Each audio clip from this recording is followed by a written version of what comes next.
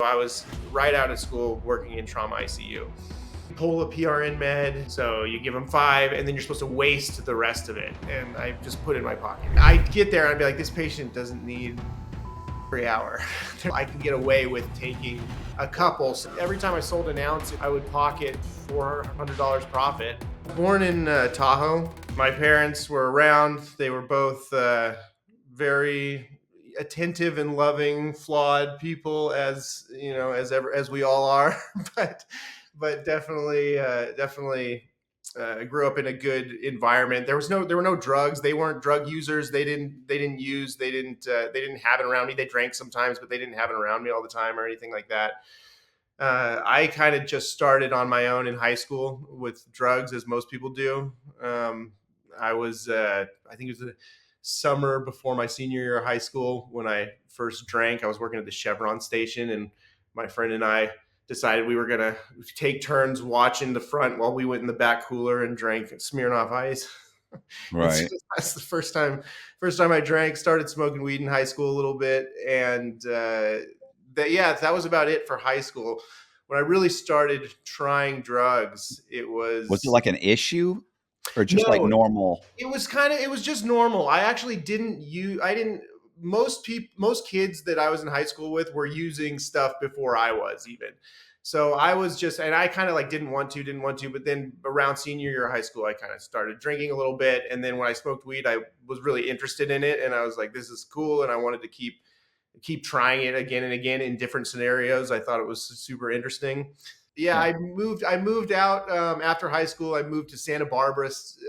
It was like this little 2 mile square neighborhood right next to UCSB, which was just a party central. And it was there that I kind of started experimenting with more stuff. I tried LSD, mushrooms, just a bunch of different things. But while I was there, two things kind of stuck with me in a way that the other drugs didn't. I tried Adderall, which I had this really boring paper that I was writing about cows in grasslands or something, and I remember being like, oh man, procrastinating. Somebody's like, hey, try this, try this. Tried their prescription Adderall, and immediately I was like, this is a solution to my problems. You know, this is a solution to all my problems. And if I could only have this forever, then I would be like Superman or whatever. And so the same kind of reaction in a different way happened with opiates as well. Somebody shared with me some pain pill. I don't remember exactly what it was, probably an oxy, cut up an oxy or something. And just felt like this warm, hug kind of feeling. I just felt comfortable for the first time in my life. One thing I kind of missed is that when I was growing up, just the way I was raised, my dad particularly was very concerned about how I appeared. Me and my sister appeared to other people, right? It was like very well behaved, very, Right. very make sure you don't do anything wrong. You just, everybody needs to like you. So I kind of always had this social anxiety around that. And these drugs just sort of like, I never even realized that was humming on the hard drive in the background. And these drugs kind of just eliminated that for me in a way that felt like a total solution to any kind of psychological issue that I had. So anyway, move forward. When I was in Isla Vista, though, I never had any kind of drug dependency or any kind of withdrawal or anything like that. I had never experienced anything like that. I was just kind of dabbling and doing stuff. When I moved back to Tahoe after a couple of years down there, I experienced my first opiate withdrawal because I started continuously taking stuff. I was working for this construction company. It was really just this guy who had this construction company, but he was kind of semi-retired and he just did these odd projects, and he always had opiates. And so I started taking these opiates from him. And I remember the first time I actually had a withdrawal, I had gotten back together with my high school sweetheart. She was my girlfriend now. And we had planned this trip to Thailand. And I was, working with Ed, the construction guy, taking all these opiates, not realizing what I was doing. And then it was the first time I'd ever been on a plane to a foreign country. Went down to get ready to get on this plane, started just feeling like insanely uncomfortable and like, man, I'm sick. I feel really tired. What's going on? And a couple more hours would go by, a couple more hours would go by, and I was getting worse and worse, so antsy, like this feeling like bugs are crawling under your skin, or like you're being tickled from the inside with, but not the fun kind of tickled. It's like Right. it's really uncomfortable, but it never stops. And I was just, and then it dawned on me, oh, this is because I was taking all those opiates. And so that was my first experience with an opiate withdrawal, is flying to Thailand and spending the first couple of days there and not telling my girlfriend about it, trying to hide it because I didn't want her to know what was going on. So I just said I was sick or whatever. Yeah, so that was the first time that happened. After I got off of it in Thailand, we came back. We ended up moving to San Francisco. There I discovered, this is the first time I became like physically dependent on a substance like continuously, was when I was in San Francisco. I was hungover one day and I was wandering around the Haight-Ashbury area and wandered into this head shop, and I was just kind of like looking for something that's kind of what I did. I was always sort of thinking about change in my headspace, getting high. I was very attracted to not being sober, I guess. I Right. don't know what it was. It was just always on, like always interested in finding something to get high on. And there was this stuff that they had there, and I was like, "What's this?" And the girl was like, "I don't even know what this is. We just got this in. It's called Kratom." I don't know. Have you ever heard of Kratom? Yeah. Okay, yeah. So this was years ago. So I mean, I'd never heard of it. She'd never heard of it. She called the number on the package. It was like, "Hey, we're a shop down here, and we just got this in. What is this stuff?" And they said it's basically functions like an opiate. And I was like, "There's no way that's true." But I'm gonna, And I'll I'm take my buying this over the chances. counter. Yeah, I know exactly. And so I was like, I'll take some, and I bought it. And I remember going back to my apartment, and it was a powder you're supposed to make tea out of. I made tea out of it, drank it. About 30 minutes later, sure enough, full on opiate high. And I was like, awesome. I can buy this over the counter, not even over the counter, just at a shop. Like it's not even a drugstore thing. It's like I can order it online. It's totally legal. And from that day forward, I don't think ever a day went by when I wasn't on that, unless I was on something else, like some harder thing. I was always on that consistently, with very few exceptions. How old were you? At this point, I was about probably 21, 20, 21, 22. Yeah, and that's when that first day, that first time I took that, it was every day after that. There were a couple times when I tried to stop so that I could get off of it because I realized I was addicted. So there were those attempts, and then there was this one time that I'll talk about when I went to rehab. I was dragged off to rehab, that I was off of it. And then when I was doing the harder stuff, I was off of it. But other than that, that was my mainstay for Did years. your girlfriend realize this is becoming an issue at all? Or I think I told her about the kratom, but nobody knew what it was. And I was like, "Oh, I just found this stuff. It makes me feel good." And she wasn't she didn't understand yet that there was a real issue.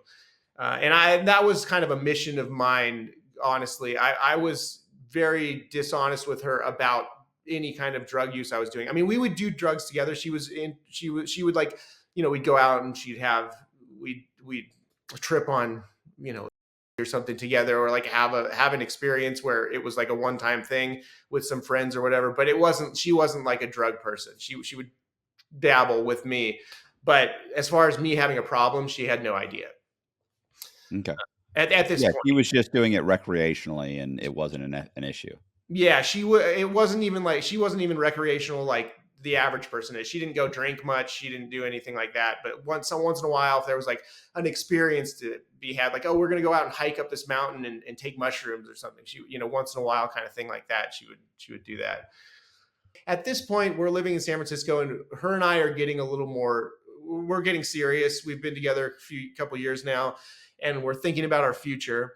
and we decide kind of mutually. She kind of had the idea first, and I was sort of more reluctant, but ended up hopping on board with it. That it would be a good idea to, become, if we both became nurses, we like to travel, we like to be flexible and kind of remote, and if we both became nurses, we would be able to make nursing income, which is a decent income. Both of us be making it, so that's doubles that, and then we would also be able to do these travel nursing assignments, so we could go to any town. There's hospitals everywhere, there's always work for nurses. We can go to anywhere we want to work. We can do these short-term assignments where you just sign up for these 3-month contracts you get involved in, and then you can extend them if you want to stay in a place longer. If you don't want to, you can go somewhere else. In between the contracts, you can take as much time off as you want. It just seemed like if we were both doing this, it would be good. Not only that, but when you're a travel nurse, they give you a living stipend. Yeah, it's extremely lucrative. I have a friend who's a travel nurse, and she makes amazing money, way better than just a regular Yeah, nurse working in a hospital. Like, it's wild. And the thing is, when if we were both on contract, they would give us both a living stipend, and so we'd collect both of those, even though we only needed one. They're giving you money to pay for your rent or whatever, and right, but we are only living in one place, both collecting the living stipend. It was very lucrative, or that was the idea. We were like, this is going to be something that'll set us up for our life.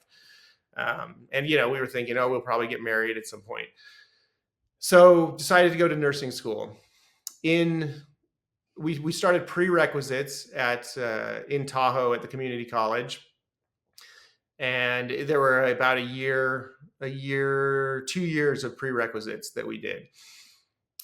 As soon as I started the prerequisites, my first thought was, I don't, I've never been a real like test taking academic kind of school guy. I like learning, but just kind of on my own. And I was thinking I need to get a prescription to that Adderall that I tried down in, that stuff was just, it made it so easy to do this. So I went to a doctor with the intention of getting a prescription to Adderall. So I basically went in there and kind of came up with all the things that I thought he wanted to hear to right, give me this prescription. And it worked. And I got this prescription. I immediately started taking it, not as prescribed. right. I was taking way more than I was supposed to and running out really quickly. Also on the Kratom again this whole time. So Kratom and Adderall, all through prerequisites. Got into nursing school and down in Reno. Uh, all through nursing school, taking the Adderall and the Kratom. So I would have a month supply at a time of this Adderall, and I would take it so much that I would get through the whole prescription in like maybe a week week and a half. And then I would be out of it, and I don't know how I found this stuff, but I somehow was like looking like, how can I get like an Adderall, amphetamine high without, just over the counter or something. I was trying to find something. I found this stuff called Benzodrex, and it's something you could still buy at CVS. It's like a nasal inhaler, and Yeah.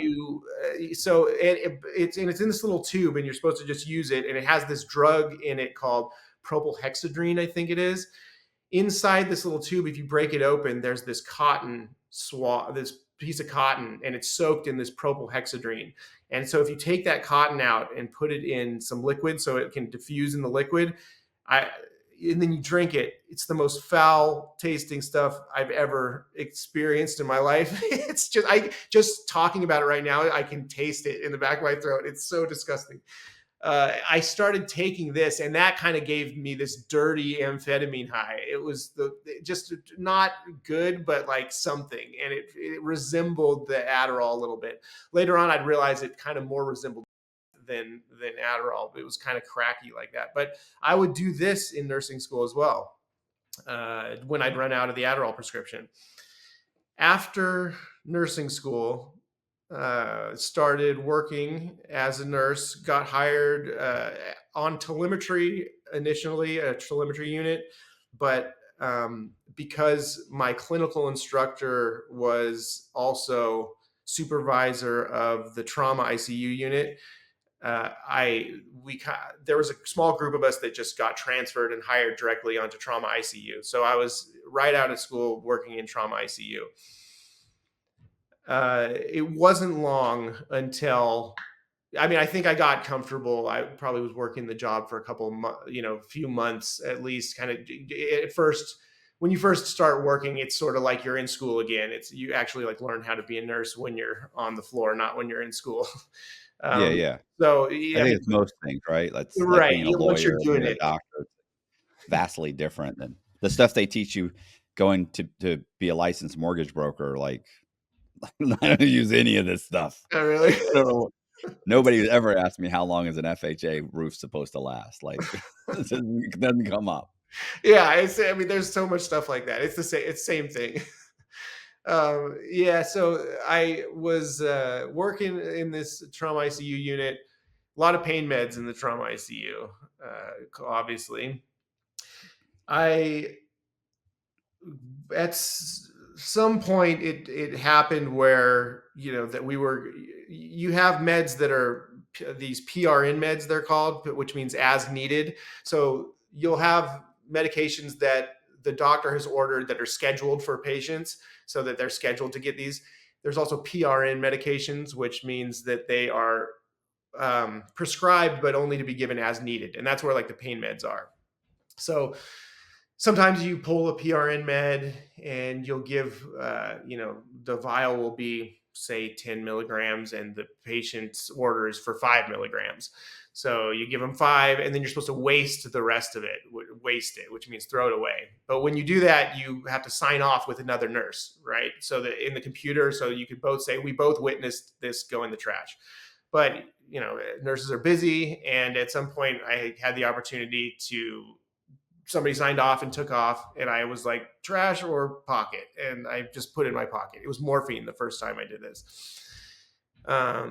And I remember having this in my pocket, and I before I went home that day, I kind of collected some IV supplies. There's, IV supply. The medications are very regulated. Like, you have to get them out of the Pyxis, a machine that dispenses them, and it's all counted. As far as the IV supplies, they're just kind of sitting around, like sort of like napkins they're in these big bins, and people just kind of keep filling them up, and you can use them as you need. So I grabbed some of these IV supplies and went home. It was the morning after a shift. I had done a night shift, and my girlfriend at the time, still same person, is going to bed inside the house.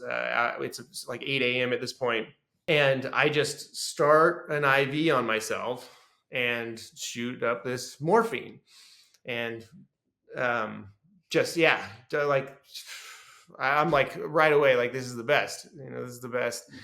And I remember just feeling so, I called my dad, and I was just like in such a good mood. And I was like, and I never, call him in a good mood. Like, I was just excited to be on the phone. I remember, which is not usual for me.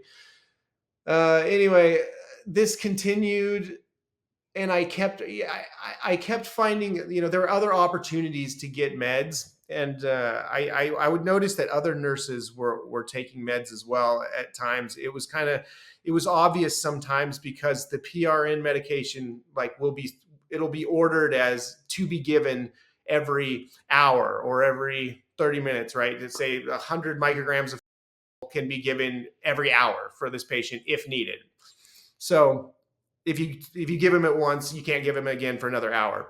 I'd come in on shift sometimes, and I would be getting a report from the nurse that just worked the shift, and I was taking over for them. And I would see on the chart that there was like all the PRN meds, and they'd say, oh yeah, he's been getting his every hour, all night. I get on shift, You maybe. talk to him, he's like, I haven't gotten this stuff in Yeah. days.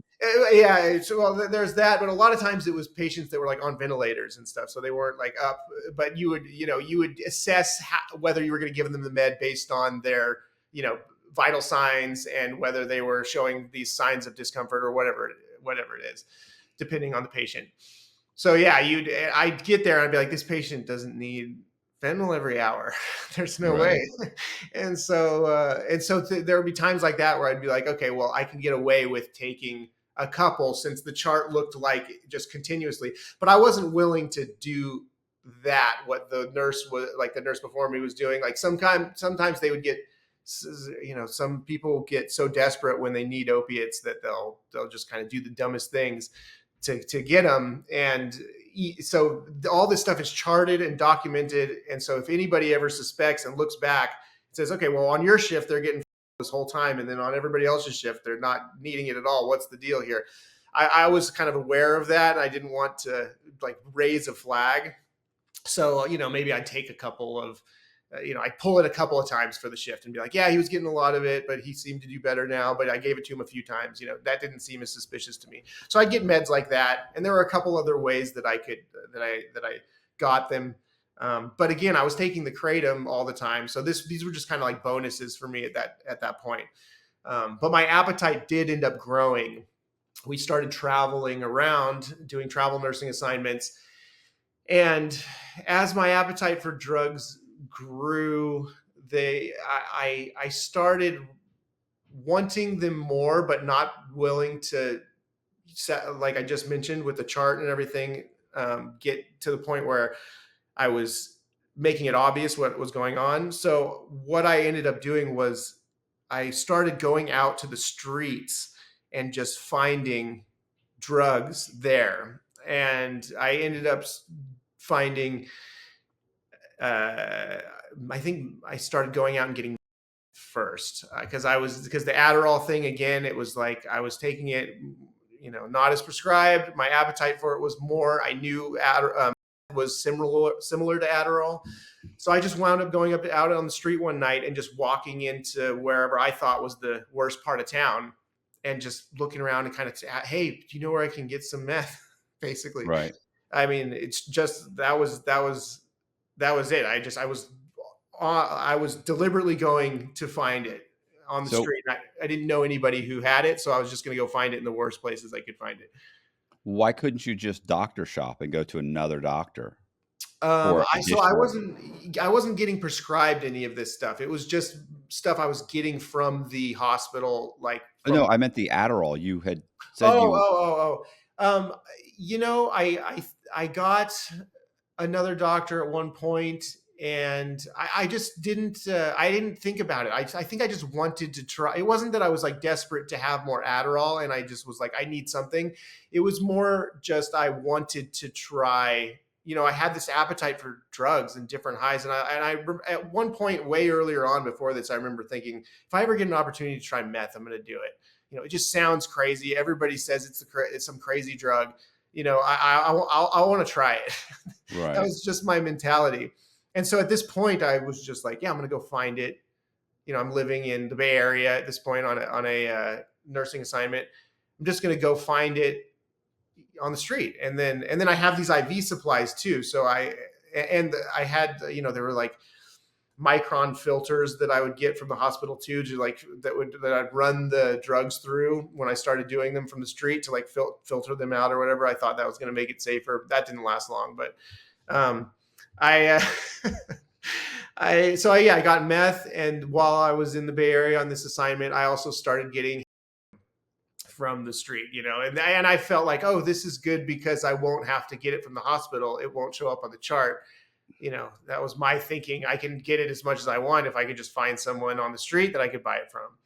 These just all seem like really bad decisions Yeah, right. I mean, a little bit, I for think, right? somebody who was smart enough to get through nursing school. Like, like That's it's a little abnormal. I don't run into a lot of people who were a nurse and went to prison and did it because they just went out on the street and started getting heroin and meth. well, I'll hear the guys that almost all of these. It's like, I was in a car accident. I started getting, they prescribed me whatever, oxycodone, and and then what I'm saying, and then at some point the doctor was like, yeah, you're good.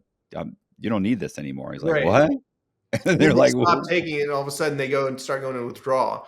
yeah, or maybe it's not even withdrawal. It's that they're still taking. They're not really in pain anymore, but they're just now they're kind of addicted and they like it. And then the doctor cuts him off because the doctor's like, you're healed. Yeah, Like, there's you're no reason for this. okay. And then of course, it's not necessarily the withdrawals, but they're just like, but I knew I didn't want to stop. So then I started just getting like, they never even got to the withdrawal. So like they're like, I just I just need like this. the way it makes me feel. Right. And I know that if you take me off it, I'm not going to like that. So then they go out and they start getting more, finding different sources. And eventually it ends up leading to something like or something where it's like, this is even cheaper Right. and it's even easier to find. And it's, whatever. Absolutely. Yeah, the pills are harder to find than heroin, and they're Right. way more expensive. Especially now after they've kind of tried to cut back on Ramp down prescribing. on it. Yeah. Yeah. Hey, real quick, just wanted to let you guys know that we're looking for guests for the podcast. If you think you'd be a good guest or you know somebody, do me a favor. You can fill out the form. The link is in our description box, or you can just email me directly. Email is in the description box. So back to the video. So you were saying that, so you're out looking for Yeah, and various. I found it easily, and I just ran into a couple people that I got their number, and they said they had it all the time, and so I would go out and I would get it. This is when my girlfriend, my wife now, we had gotten married before we started doing the travel nursing assignments. She started kind of being like, "What is wrong with you?" And she ended up catching me a couple times. There were actually 3 or 4 different occasions where she discovered something that I had left out. Like I had to be heating the up with this spoon, and there was like burnt on it, and I had it bent back. And she found that one time and just called me and was like, "What the hell is this?" Really kind of traumatic for her. Another time, she found like a bloody um, saline syringe in my pocket, and knew what was going on. They're like, what's going on here? What are you doing? It became and it quickly it became like an issue, because I would deny, I would say, I would only admit to whatever I felt like I had to admit to, and deny Right. everything else, and then say I'm fine. I'm it was a mistake. Whatever. I'm going to be better. I'm going to be fine. And I had the intention to stop and get better, but I would obviously continue. That's just Right. the nature of being addicted to drugs. So after this happened a few times, this nursing contract ended, and we decided to kind of take a little break from each other. She went in on. We had 3 months. She had this 3 month retreat that she wanted to go on, and so she took off on this retreat. And I just, when we parted, it was kind of like, I don't know what's going to happen, after this, because this is a huge issue. And I said, I swear I'm going to get better. I moved to Minnesota because a friend of mine lived there, and so I was going to stay there for 3 months and just live and not work or anything. And she went on this retreat. While I was there, I got off of everything. I got better, except for the kratom. I was still taking the kratom. I could never quite get off that. I tried to get off of it. I would stop, and then I'd go into these withdrawals that were just as bad as withdrawals. Some people don't experience that with kratom, but with me, it was. I can say that they were just as bad as withdrawals for me if I stopped taking that stuff.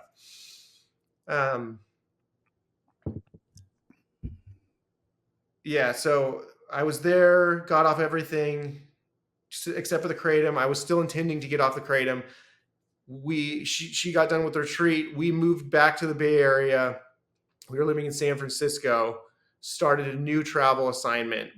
And I was doing well, and she was happy. We were kind of, I was, I was being open and honest with her about the kratom, but honest also that I'd gotten off everything else. It was New Year's Day 2019, I believe it was January 1st, 2019. She gets a call that her mom has just taken her own life. And her mom had been sick for a while and kind of always threatened suicide over the years, but it was not something that we expected, because this has been going on for years. And so Right. this just kind of sudden and shocking. And so she cancels her nursing contract and goes back to Tahoe to be with her dad and sister up in Tahoe. After this had happened, I decided I was going to stay in San Francisco and finish out the contract, because we were on a contract for both of us. We'd been hired as a together, and I didn't want to cancel both of us on our recruiter so suddenly. So she didn't lose both of us. So it was she went back to Tahoe, canceled. I stayed and was going to finish out the contract. And there was another like month and a half or something like that with the contract before I would go home. The day that she left, I think it was that night, I went down, found some and got high. It had nothing to do with like me being traumatized from the suicide. It was, I mean, I was very sad with that. And her parents weren't just like in-laws to me. They were like second parents to me. I was very close with them. So it was very, it affected me a lot as well. And just her being affected me. So I was upset about that, but me going to use didn't have anything to do with that. It was just that she had left. I didn't feel like there was a consequence. I felt like I could get away with it. And I went and I used. Contract ended. I kind of kept using. I moved back to Tahoe after the contract ended. Before that, it was actually like, I think it was literally January 2nd or January 3rd, like a day or two after her mom had taken her life, that she had gone back. Her dad had this appointment at the VA and ended up out of the blue being diagnosed with terminal pancreatic cancer and given 2 months to live. This was literally like a day or two after this had happened. I think that's why she was going back to Tahoe right away. She was like, I'm going to go back and be with him. He has this appointment. I'll go to this appointment with him. We can all talk about this. And then he finds this out at the appointment. So just devastated again. And again, this guy is like a second dad to me. I loved this guy. He was like family to me as well. Not just some in-laws I saw on holidays. They were like my family. So I moved back after the assignment, got to Tahoe. I decided she was going to take care of her dad because he was going to be put on hospice pretty soon. Like he was doing well, but they predicted he was going to decline quickly, which he did. So she was just going to be with him, and I was going to work locally at a hospital, just get a job locally. I got a job at a local hospital, got hired. And during the onboarding process, there was a drug test, but I don't think I really processed it until the last minute that they also did a hair follicle test, not just a urine test. So I could pass the urine test because I had stopped, whatever I needed to stop for the period to pass the urine test. I only needed to be off of stuff for a week or so to make sure I was clear for the urine test. Hair test goes back 90 days though. And so I remember like, oh shit, they're going to do a hair test. Shave your head. You didn't come in and shave your head the next day. Yeah, you can't. There was this stuff that I found online that you're supposed to be able to buy and wash your hair with like vinegar and do this whole process. Right. Like 3 cycles of this process. I did all that, went in, took the hair test. A week or whatever later, or a few days later, I guess, I get a call from the doctor at the place that did the onboarding stuff and was like, hey man, what's going on with you? And I'm like, what do you mean? And he says, you have on this test. And I said, well, and vinegar. And vinegar. and a lot of drinking you're eating way too much. You're eating, they're saying meth, but the problem I'm really concerned with is like, how much vinegar are you consuming? Because this is fatal potentially. So he was like, no, I was like, there has to be a mistake. I have a prescription to Adderall. Da, da, da. He's like, no mistake. This is not, there's no mistaking this. It's like the way it shows up. It's definitely, what I said it was. And I remember getting kind of just offended on the phone. I was so in denial about like the problem I had. I was offended. I kind of was like, you know what, man, whatever. Like, and I just like, okay, well, I guess I'm not going to get that job. And I can't even remember what I told, I'll just call her Jamie. My ex-wife, now, asked me not to use her name. So I'll just say Jamie. So Jamie, my wife, says, I can't remember what I told her. I can't even remember what I told her. It's something like, oh, I must have done some MDMA in San Francisco before I came back, and it showed up on my hair test from whatever, just some lie. It was a couple weeks later, I'm at the grocery store and I get a call from her saying, this letter just came in the mail for you, and it said it's from the board of nursing, and it says that you are under investigation now because of that failed drug test. It's the letter also said your license is unaffected at this point uh, until we finish this investigation. The investigation may take months. We don't know how long it's going to take, but until the investigation is finished, your license is unblemished, so you can continue to work. The other thing that they offered was if you want to sign up for our drug treatment program, which is called the diversion program. It's something the board of nursing offers uh, nurses that are having issues. They said if you sign up for this program and come in and take it, it was like there was an inpatient portion of the program, and then afterwards it's this long period where you're being monitored while you're working. You can't give meds, you have to have somebody sign off on everything, your supervisor has to know what's going on, and so you're like under this probation period basically. If you do this, then we'll drop the investigation. Probably would have been the smarter choice. I was gonna say that sounds like Yeah, the right move, right? yeah, absolutely, definitely not the option I took though. Yeah. Unfortunately. And uh great that they have a program like that, that yeah, they're it willing is, to it say, is. "Hey, you know?" I've talked to I've talked to a lot of nurses since I've been out and since I've been doing this YouTube channel that have had these issues, and some that have gone through that program. They say it's really intense, and there's a lot of things about it that are like very restrictive in a way that isn't helpful for kind of getting better.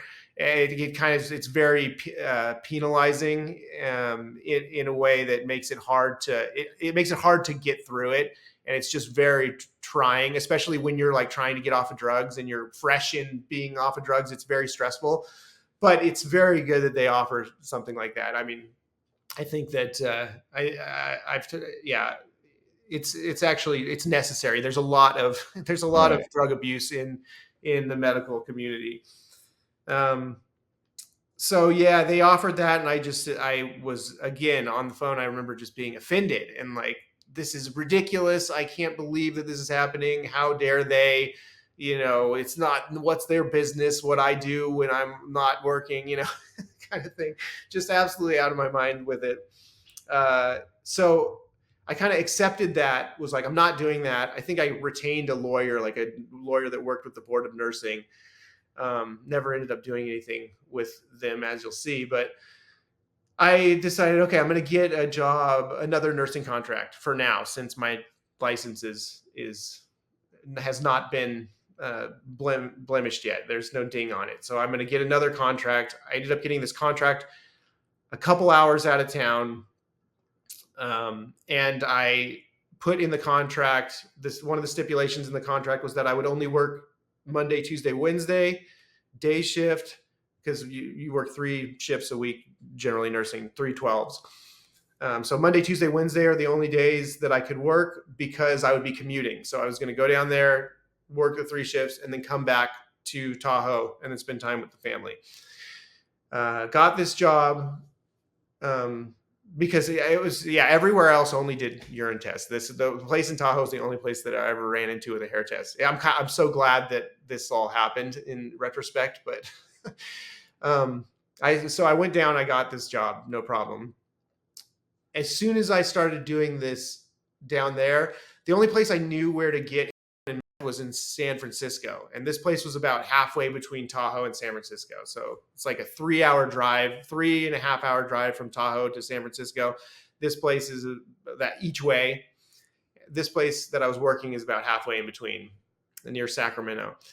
And so almost immediately I would either leave the night before my 3 shifts and say, oh, I'm going to go down there and just sleep, and then I'll get up for my 3 shifts, and drive all the way down to San Francisco, pick up drugs, go back, work my 3 shifts, and then come home. Or I'd go down, work my 3 shifts, go to San Francisco, pick up more drugs, and then go all the way back to Tahoe.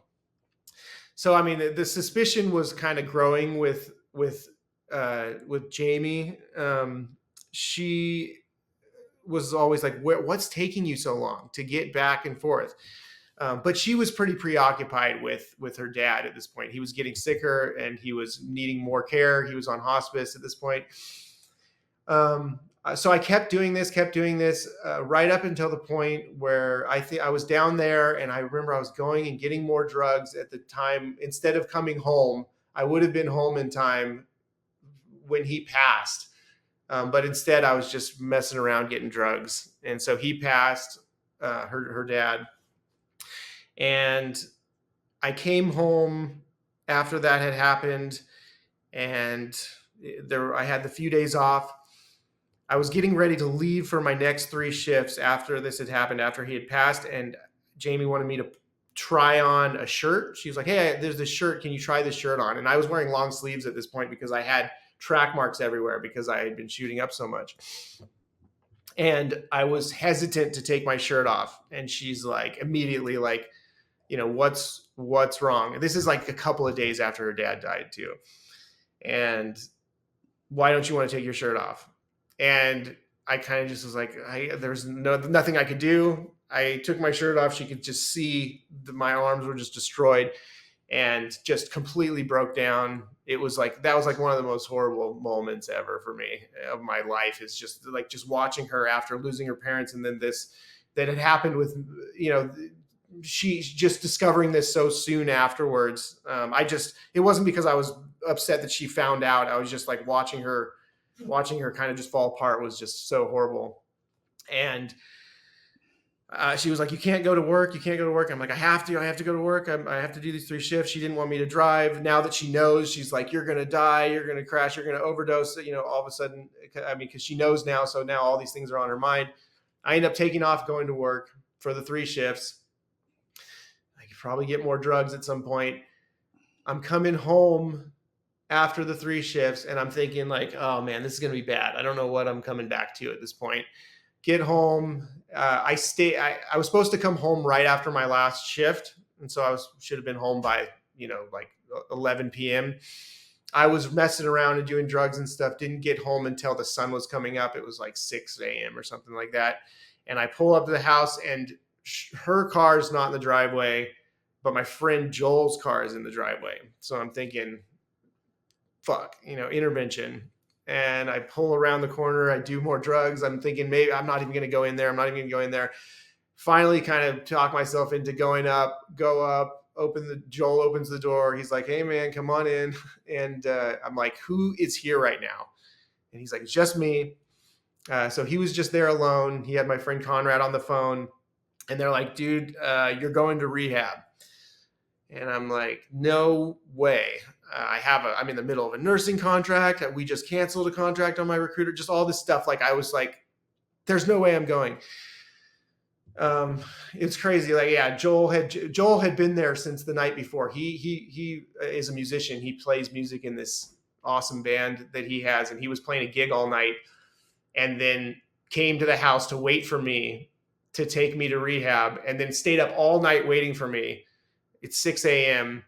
And now he's arguing with me about getting in the car so he can drive me 4.5 hours down to this rehab, and then drive 4.5 hours back and play another gig that night. So he's like, get in the car, man. Like, you're going to rehab. Finally talks, after just like 2 hours or more of this, he talks me into getting in the car reluctantly. He says, flush all your drugs. I flush part of them. I keep some of them hidden. We make this drive down to this rehab. It's like a 4.5 hour drive. And he told me later that he had spent little snippets of time with me prior to this. Like, I had seen him here and there for a minute while I was using, but he said he hadn't spent a continual amount of time with me for a while. And it was just crazy seeing me for 4 hours in the car. He said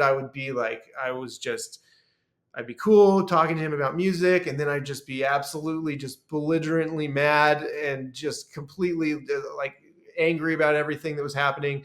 And I was just super mood swings, getting angry in ways that I never usually get angry. He finally drops me off at rehab and takes off, goes home and plays his gig. Great friend.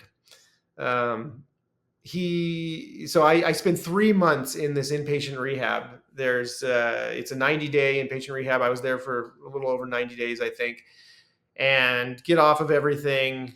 The withdrawals are terrible, but after a week or after a couple of weeks of being there, I'm starting to feel better. Make some friends there, kind of get my head straight. And after this 90 days, I feel really good about where I'm at. I'm like, I'm never gonna do drugs again, right? I'm in this pink cloud, basically, is what they call it. I feel like my problems are over forever, and I'm gonna be there for everybody in my life from now on. Go back home. Jamie was getting ready to divorce me. She's like, this is it. I don't think it's gonna work out. I go home. I'm doing so well. I kind of give her hope that wow, this guy is the guy that I want to be with, not this guy who's always doing drugs. I was just feeling so good and positive. She was like, okay, maybe this is going to work out. But still, we were living in separate places at this time. She was living down the street from the house that we had, and I was living in the house. A few weeks go by. So this rehab that I went to had two locations. The one that I went to, and then there was another location that they had that just happened to be right down the street from my house in Tahoe. The only reason I hadn't gone to that location is because they only did 30-day inpatient rehabs there. The 90 days were down at this other location. But since I had just gone through their program and I still had my nursing license, they were like, we need a nurse at the Tahoe location. So they wanted to hire me there. But at first they wanted to hire me as just like they hire the rest of the people that graduate from the program, like non-paid. You used to live on the property. You just, that's what they do to, people who want to continue the program after the program. Basically, like, well, we'll hire you, but we're not going to pay you, but you can live here, kind of thing. And then you'll do all this stuff for us. But they wanted to hire me like that, but except for I was an RN, so they wanted to use and I was like, no way. They came back with a couple more offers, eventually with something that I was okay with. And I was like, okay, this will work for me for now, until I figure out what I'm going to do next. I ended up working for them for a little while, and right away it was just not the job I was used to. This is an office job. This is a paper pushing job. You are working. It was a lot of administrative work. They also had me doing all kinds of other stuff that didn't have anything to do with the nursing job. I was doing transport for them and all this kind of other stuff. And they had us working like 10-hour days, 5 days a week. And so I burnt out pretty quickly. And Jamie and I had this vacation planned before I got hired there to go to Utah, to go to Moab and do some mountain bike riding. So we had this plan. So after working there for a little bit, this vacation happened. We went on this vacation. On the way back is when COVID hit and all the lockdowns started happening. Right. So what about your nursing investigation? So the investigation was just ongoing at this point, and I had a lawyer retained, and they were like, okay, once the board of nursing comes back with whatever they come back with, then we could do something about it. But at this point, the investigation was just ongoing, and they had said it could take up to a year, which is interesting that they like.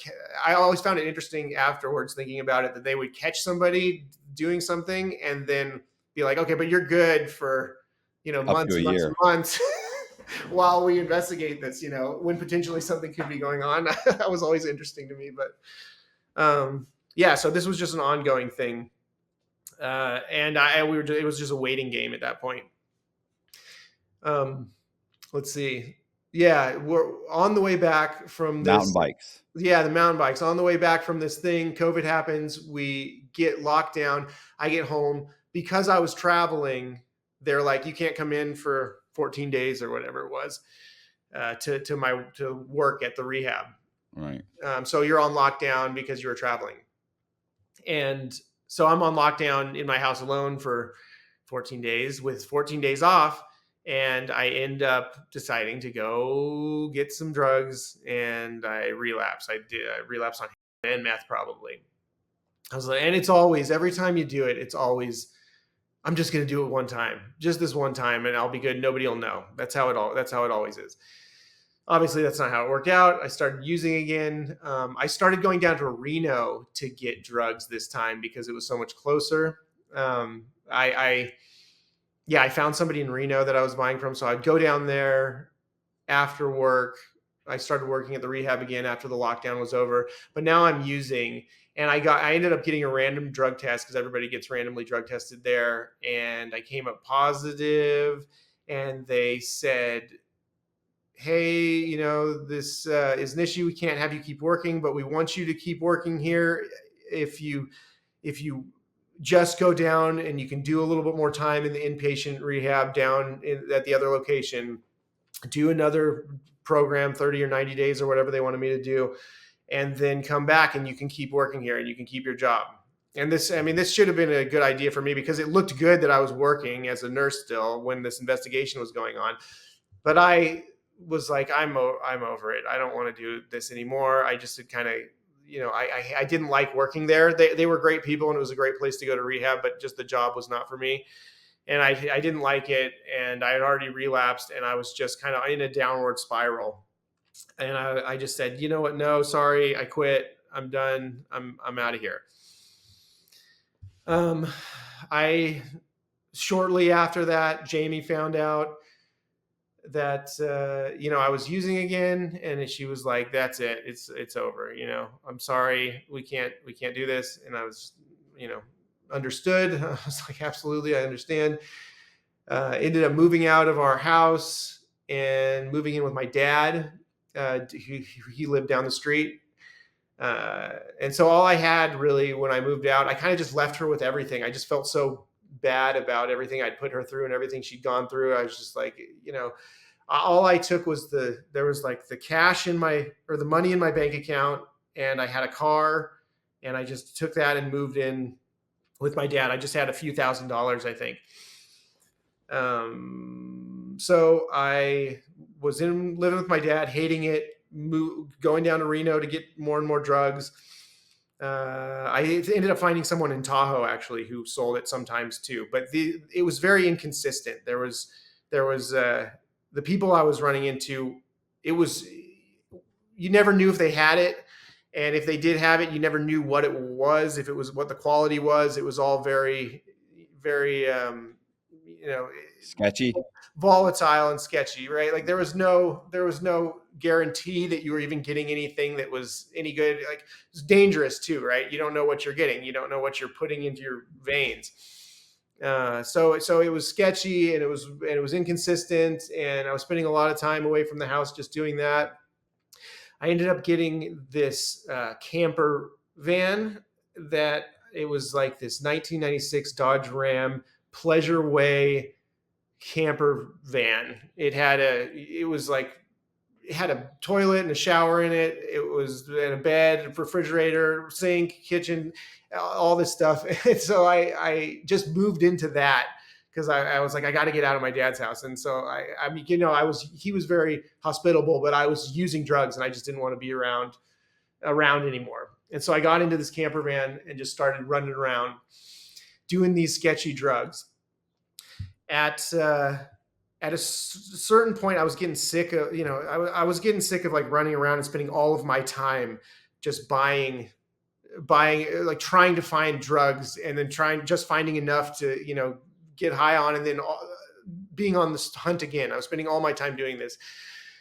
A friend of mine, a guy from the rehab actually, who had also relapsed and was running around, had somehow hooked up with this guy in Sacramento, I don't know if you're familiar at all with this area. I remember in your story, you'd been to Reno before and you found that guy in Reno that you were talking about.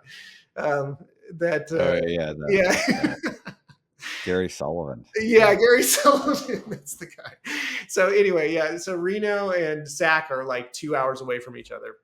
So and across the border. So Reno's Nevada, Sacramento's in California. So this guy had found this guy in Sacramento who apparently had consistent heroin that was consistent quality. And he had it all the time, but he only sold it in larger quantities. So it wasn't like you could just buy personal stuff for yourself. You needed to buy at least a couple ounces or more at a time from this guy. So I had this little chunk of money still from, just from I just had this little, a few $1,000s still. And I was thinking, okay, I'm either going to run out of this few $1,000s, or, just buying this stuff around here, or I can spend this chunk on with this guy. And there were a couple people that I'd been buying from. There was this one old lady called Kathy that lived in this motel that I was buying from in Reno. There was also somebody else, I can't remember what her name was, that I would buy from in Tahoe, but they were the ones that always didn't have it consistently. They were always complaining about where they could get it from. And so I asked them before I went and got it from this guy, hey, if I come with some stuff, if I bring you an ounce or whatever, will you buy it for me? This is what the price will be. I think it was like $1,200 an ounce or something that I was going to charge them. And I knew I could get it for 700 or 800. I can't remember exactly what it was. So they were like, yeah, absolutely.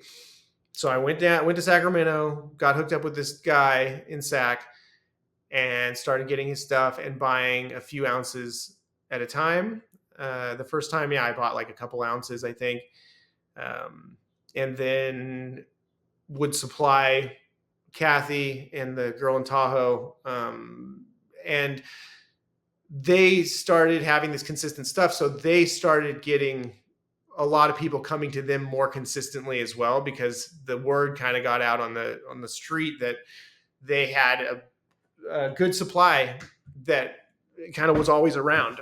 So I kind of ended up doing this more and more. I would go back to Sacramento and go give them, it was Kathy mostly in that motel who was buying from me at first, and she would buy an ounce every day or two.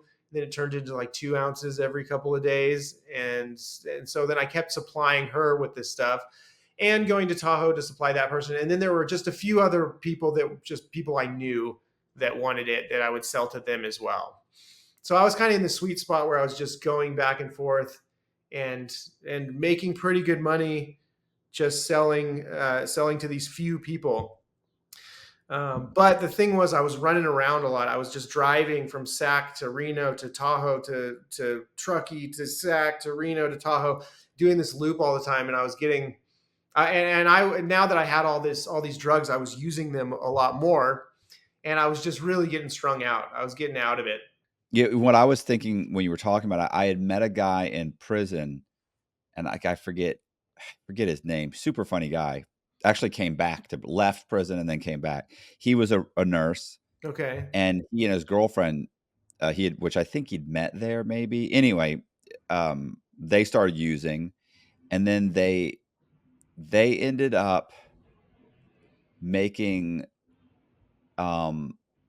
fake prescription pads.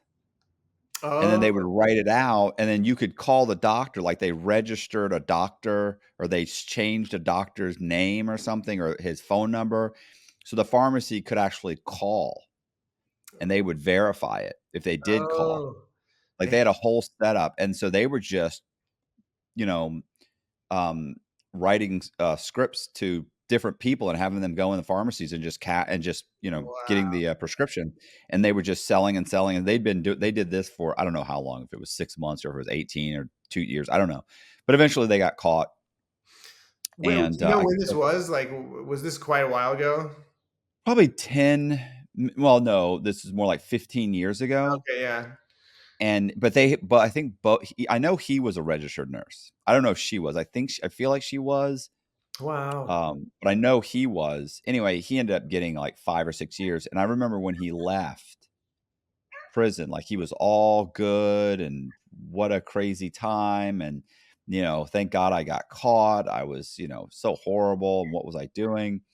And then I'd say 2 years later, he came back. Oh, man. And he was just, looked like he'd lost 40 pounds. Like he left at probably 180 pounds, came back at probably 145, 140 Wow. pounds.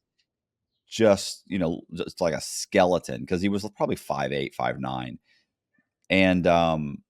and real sketchy. Like when he got back, he was like, hey, what's up? What's going on? Like real. And it was like he's not on drugs because he's been in prison for 6 months. He's been in the they'll put you in like the holdover for 6 months while they wait to sentence you. So he ended up getting a few more. He ended up getting, I don't know, 6 months or a year, because it was really like a violation. Okay. And he told me that he'd gotten back on, I want to say it was oxys, but he'd gotten on something, failed a drug test, couple of them, and then they actually sent him to like a rehab. The Oh, probation office is like, hey, if you go here, we won't throw you back in. He went there, got back, failed another test. They said, yeah, we're done.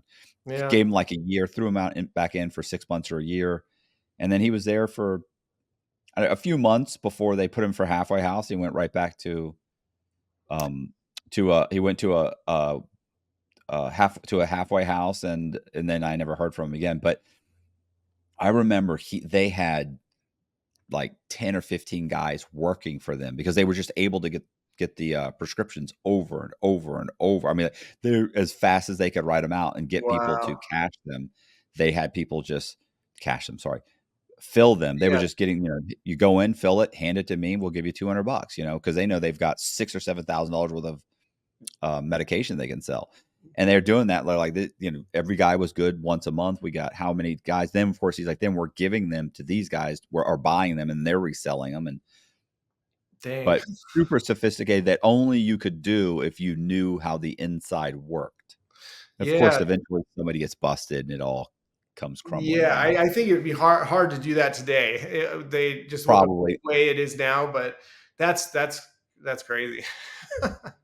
But I'm sorry, but you were saying, like, I kind of, when we had first talked, I thought, I wonder if he had gone about it like this, Yeah.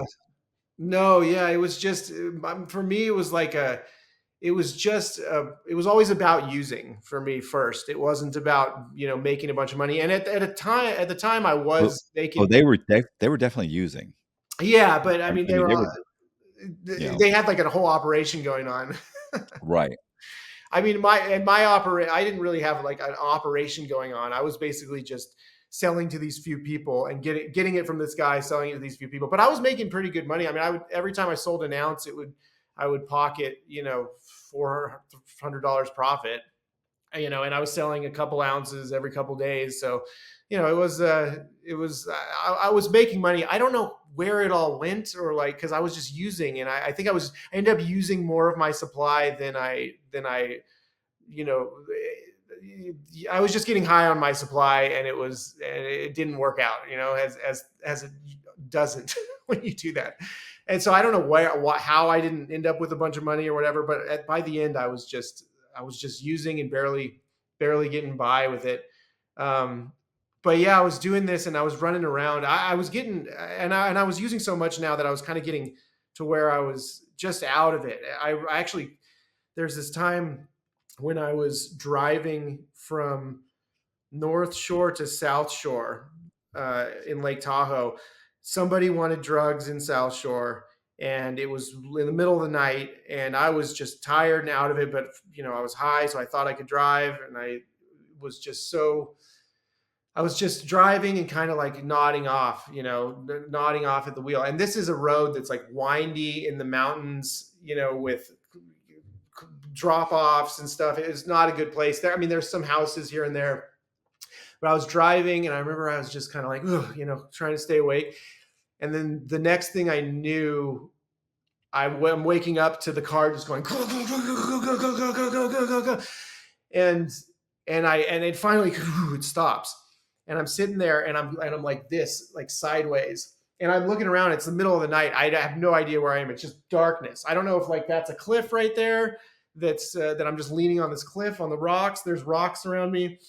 And I end up getting out of the car, and it's like I opened the door, and I had to open it like a hatch almost, because it was kind of just up on the side like this. Climbed out, looking around, just like, what the fuck? And it's just rocks everywhere. And this guy comes running up. Hey man, are you okay? What's going on? Are you okay? You almost hit my house. And I'm like basically look around, and I'm like I'm basically in this guy's yard, and his house is here. And I'm like, oh man, you know what? I'm good. I'm just sleepy. I fell asleep. I'm just driving too late. And he's like, okay, man, well, I'm going to go inside and call 911. are you okay? I'm like, I'm fine. You don't need to do that. But he's like, well, I got to call somebody, you know? So, Yeah. and I'm standing there and I'm waiting, and I get a call from the people that I'm supposed to go drop off to. And they're like, where are you? And I'm like, yeah, this is what happened. I just crashed my car and I'm on the West Shore. And this is like probably 20 or 30 minutes away from where they are. And they're like, well, what are you going to do? And I'm like, I'm just going to wait here. And, I'll talk to them when they get here. They'll understand that I was sleepy. I'm like so out of it. I think I'm just going to talk to Mhm. the cops and they're just going to be like, oh, yeah, you're good. And so they're like, dude, you can't do that. They're going to take you to jail. We'll come get you right now. You got to get out of there. Just get out of there. Like run away, and then we'll be there and we'll pick you up somewhere.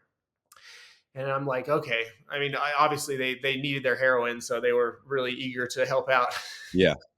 So I do. I just take off into just.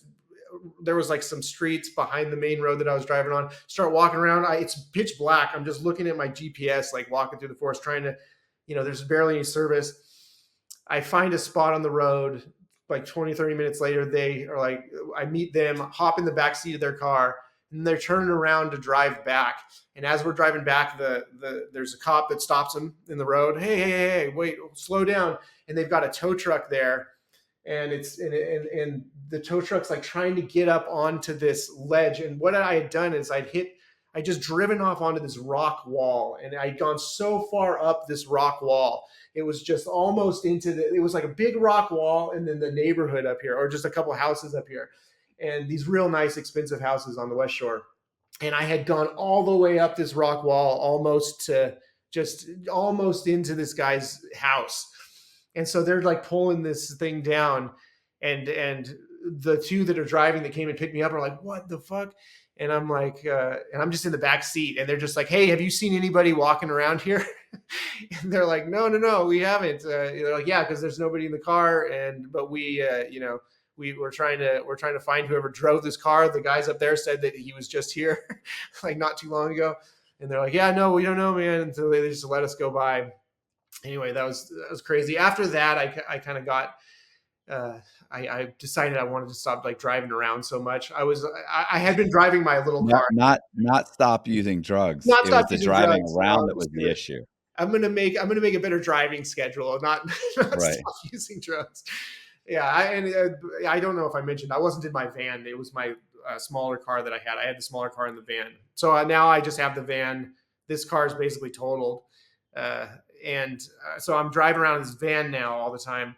I ended up devising this plan so that I wouldn't have to be running back and forth so much. I would anticipate who would need drugs and how much they would need in the in the and like how frequently they would need it. And when I was there, I would sell to them, but I started selling to them, but I would also take more that I had. And I, like in Tahoe, I would go out into different parts of like right by different businesses out in the forest though, and just find these spots to bury these drugs. Like I'd be like, okay, I know that so and so is going to need a couple more grams by the day after tomorrow, and then a day after that, then this person's going to need a ball, an 8 ball. And I would just bury these things around kind of near where they would be. And then when and I did this in Reno as well, buried stuff all around. And what I do when I buried it is I would kind of put like some sort of marker on it, like a rock or something. And then I would mark, I had this burner phone that I was doing this with, and I would mark the exact coordinates on the phone, like latitude, longitude, like the pin drop of where it was on the phone. Right. I would write a small description of where it is. It's in the Home Depot parking lot, go all the way to the back of the Home Depot parking lot, and then off into the dirt to the left side, whatever. Write a description. And then I would take a quick video of just the area, and then I'd zoom in on where exactly the thing was buried. And I would have people Cashapp me to this Cashapp account, this random Cashapp account that I had. And as soon as the Cashapp hit, what they would get in return was the text with the video, the coordinates, and the description. Oh, Yeah. And so that's okay. all they would get. And then they would go and they would find it. And so I wouldn't have to actually show up to sell the drugs to them. So I had that scheme going on for a little while. um, and just getting It's kind worse of and brilliant, worse and kind of worse. brilliant.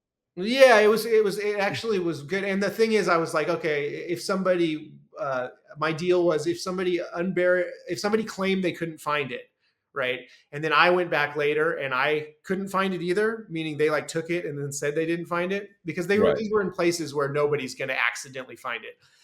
Yeah. I would be like, okay, then I would just stop dealing with them. I would just completely cut them off. I'd be like, sorry, this is because I had stuff that was really, it was good quality and it was a good deal. I was selling it for pretty cheap compared to everybody else that was selling this crap. Because I was just trying to keep getting high. I wasn't trying to get rich or anything. So the thing was like, if you're going to try to fuck me over when I'm trying to hook you up and make all this really easy for you, then you're just cut off. So that's what I was doing for a while. Things got, this is kind of the wrapping it up when things were getting kind of going downhill. There's this girl, Haley, that showed up. I got introduced to this girl, Haley, and she started hanging out with me in the van. And that was when things went south. I should have never, Hanging out with you in the van. yeah, I should have never allowed her to start hanging out. But I kind of liked her and I was lonely. I was just, on drugs, strung out. But she was just this girl, drug addict from the street. But she was like, cute. And I was like, I like you, whatever, come on, hang out.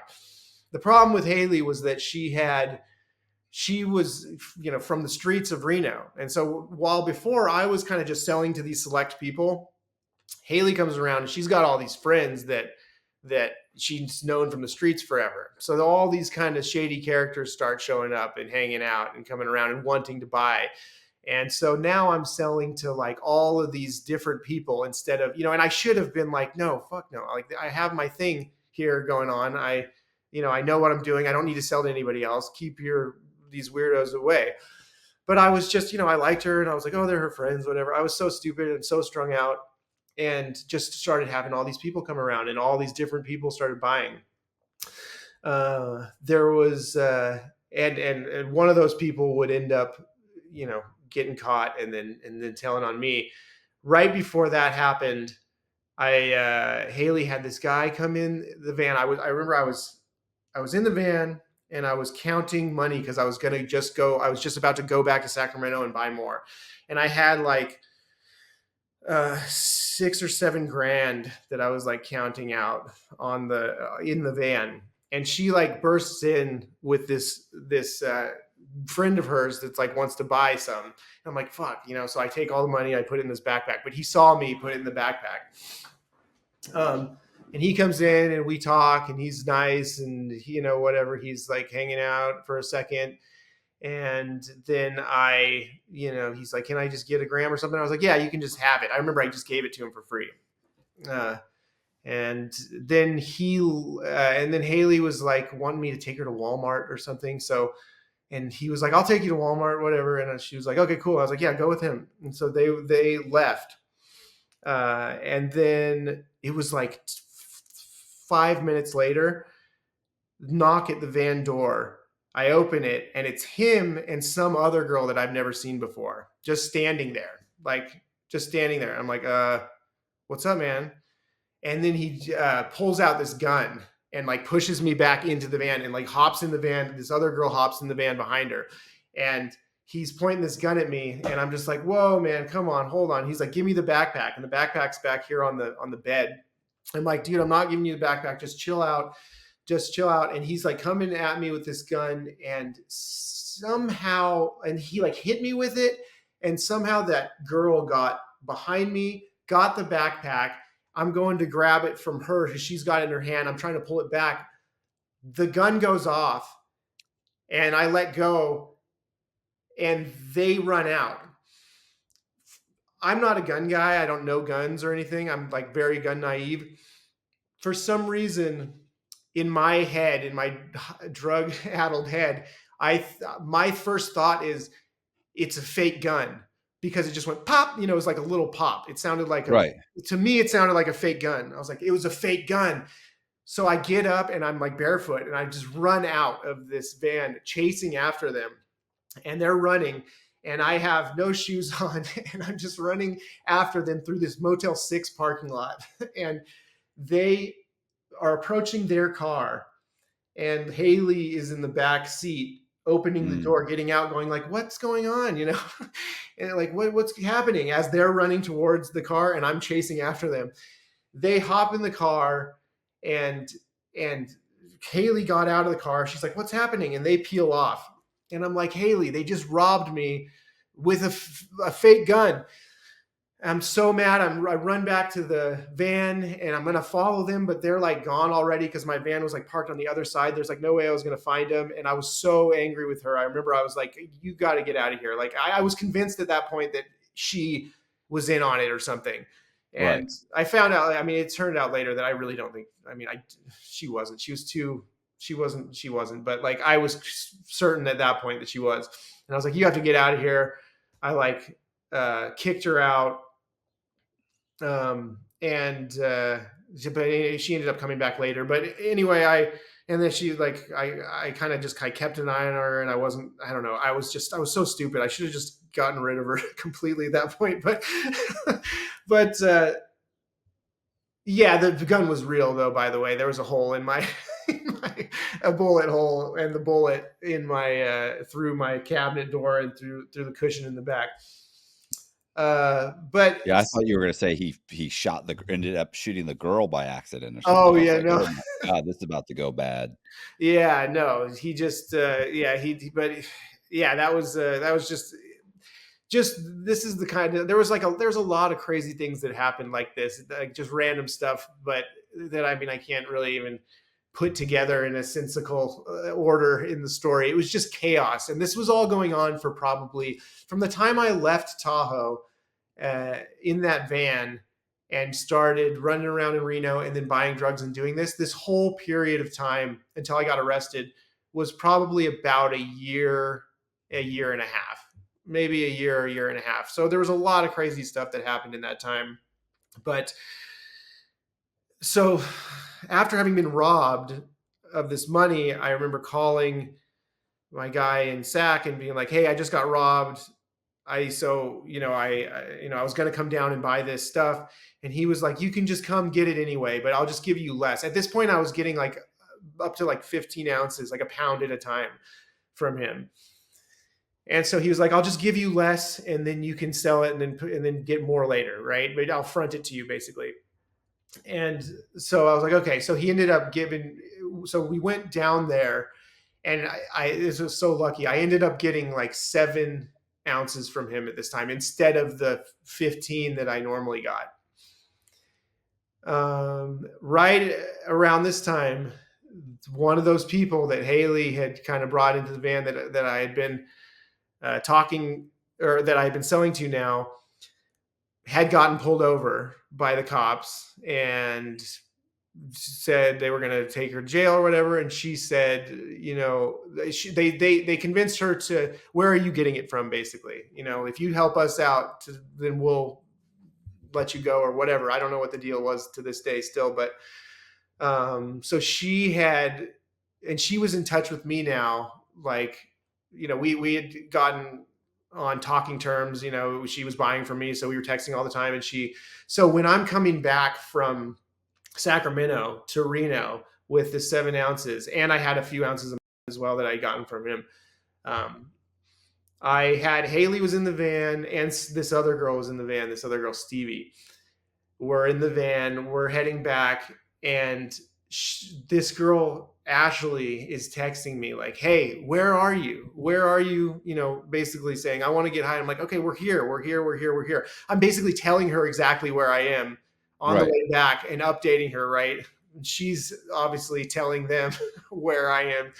So right as I come across the border from California to Reno or to Nevada, right as I'm coming into the outskirts of Reno, um, pulled over. The sirens go off and I'm pulled over. And the guy comes up to the passenger side because the road was right here, the cop, and he's like, "Hey man, you were swerving." And I was like, "I wasn't swerving. At least I did. I'm pretty certain I wasn't swerving." And so, hey, he starts asking me all these questions, right? He knows, and he's determined to arrest me right there. So but I have no idea. I just think, okay, whatever. Like I'm used to, I'll just tell him, okay, cool. Yeah, I'm sorry. Give me a ticket, whatever. He starts asking me all these questions. He's like, do you have any weapons in the car? I'm like, no, I don't have any weapons in the car. And he, he goes, well, what's that? And there's like a knife that somebody left, like just sitting on, like down on the floor, just something that wasn't mine, that just somebody had left in the van. I didn't even know it was there. I'm like, oh shit. Yeah. I don't know. Like, it's just, I don't know what that is. And he's like, why don't you step out of the car? I'm like, really? Um, and he's like, yeah, you step out of the car. So I'm stepping out. So I get out of the car, and as I'm getting out of the car, I realized that because those two, basically these girls that were in the car, that, they're basically hanging out with me to do drugs. I knew that I didn't want to be driving without knowing where the drugs were, with them wandering around in the back. I'm thinking Mm. they're going to take them, right?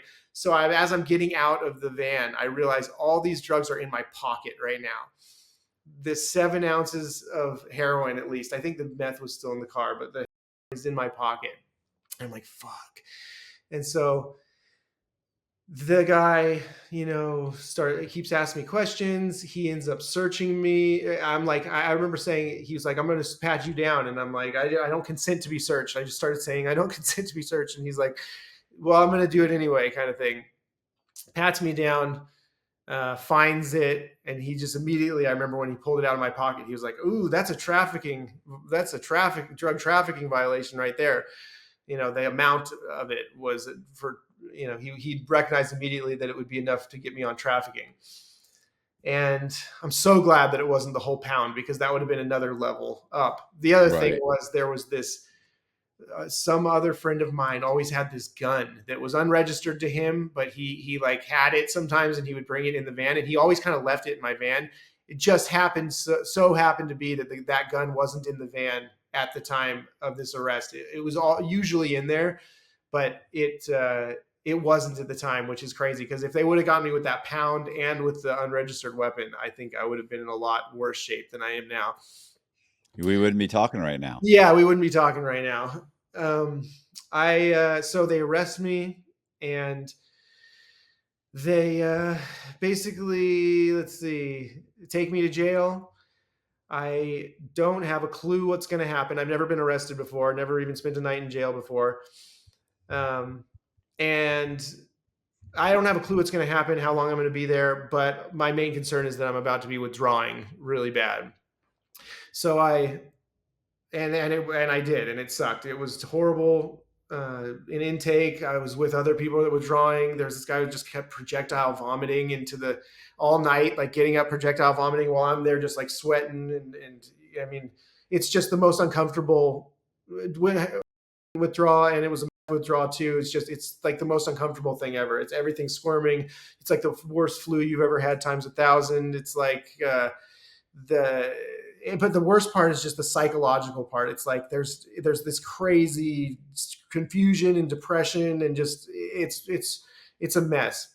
So I go through this, and for the first few days, I'm just a mess. I get transferred up to this other unit, and I start calling my friend out on the street, and I find out that my bail is the bondable is $750.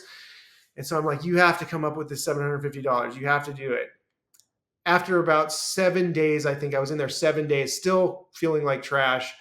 Got out because he paid this $750 bond, and I got out. They let me go, and I went right back to doing exactly what I was doing before. In my head, I was like, okay, I'm good. I got through the worst of the withdrawal. It's been 7 days. I was still withdrawing. It really takes a couple months to really get out of a bad withdrawal, like to where you're really feeling normal. But the worst of it's usually over in a week or two. So I'm still feeling bad, but I'm like, okay, I'm through it. I'm gonna get over it. I'm just gonna get high once though, real quick, just because I feel like shit, and that's gonna get me through. So I do. I get high, and I'm back to the races, like right away. End up going and getting more drugs in SAC. So he fronts me again, this guy in SAC, because I had been so consistent with him up until this point. even though the cops had just taken what he had just fronted me. And so I'm running around, and it was about 3 weeks of running around. And while I was running around, that same person who had snitched on me before uh, did a controlled buy on me. They did a controlled buy with her. I still had no idea she was involved. So she came and bought from me. I don't know if she was wearing a wire or what, or how they recorded it or documented it, but they got a control buy on me. Obviously, they don't arrest you right there because then you'll know who it was that did it. I mean, it's so easy to find out anyway. But but they waited a little while. I remember one of the last things that happened before I got arrested again was I was coming back from Sacramento. I was driving. This other guy was driving. This guy Sims that I was hanging out with. It was his car now. I had stopped using the van because I thought because I didn't want to be in that van anymore, running around. And Haley was there too. She's in the back seat, and we're driving back from picking up from the guy in Sacramento. We pull over to get high. Excuse me, and we make up shots.